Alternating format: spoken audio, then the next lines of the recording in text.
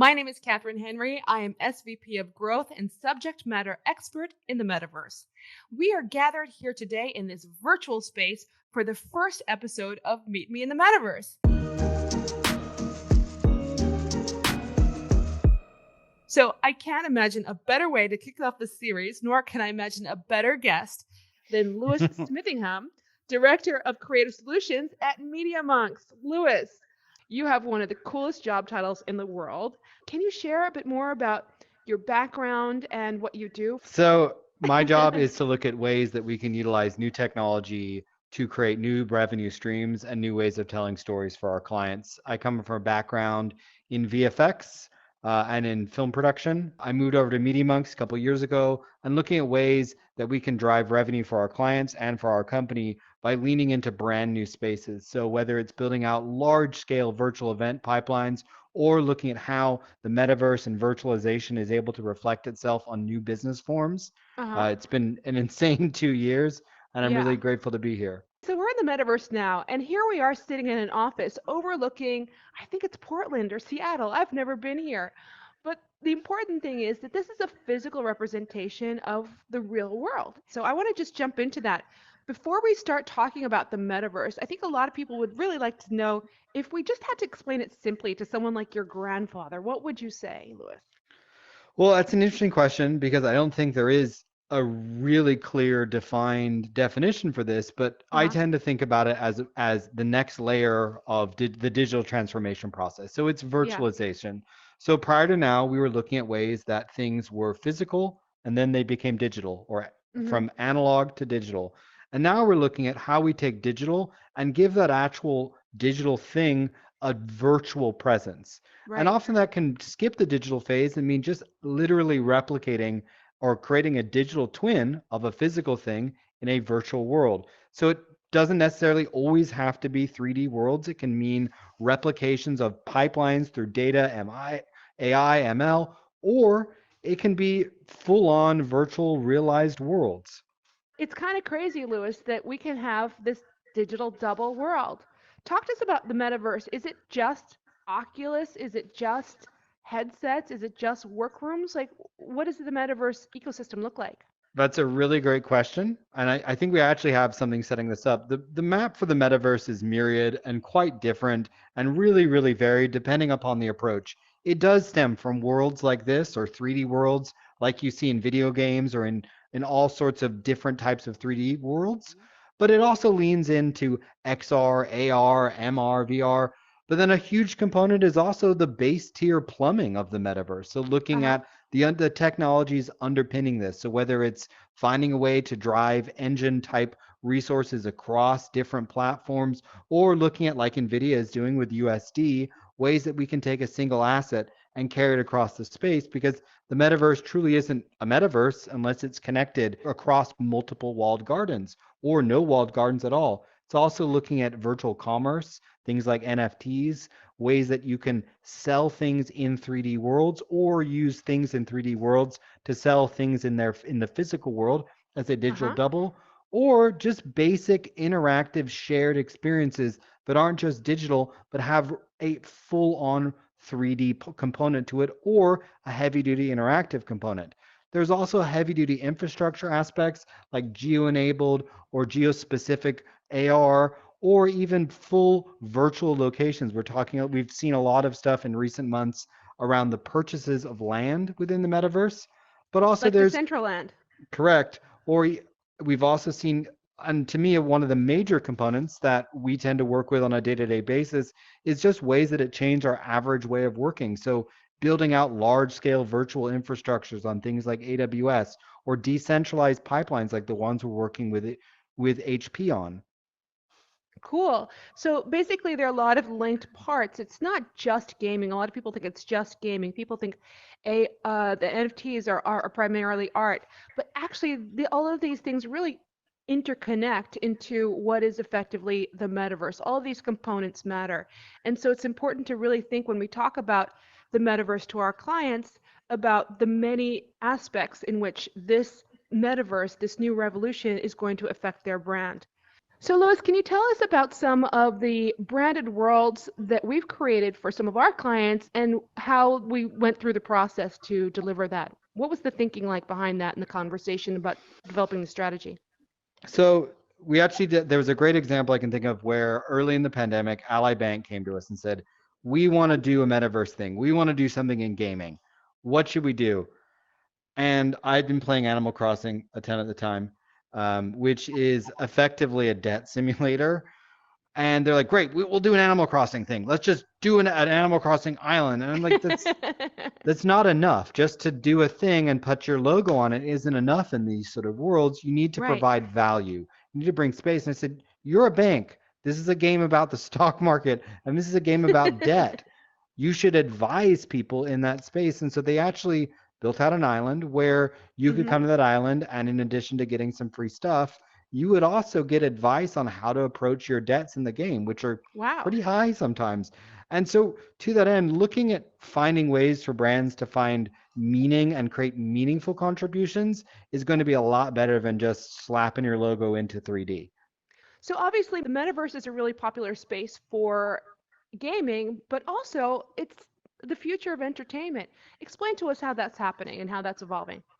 Sure. One of the things that I've been most excited about with my team has been building out the NBA in VR. It's not something that's brand new. People have been doing the NBA in VR for a couple years, but what we took is an ultra high fidelity 4K 60 frames a second way of engaging with the NBA.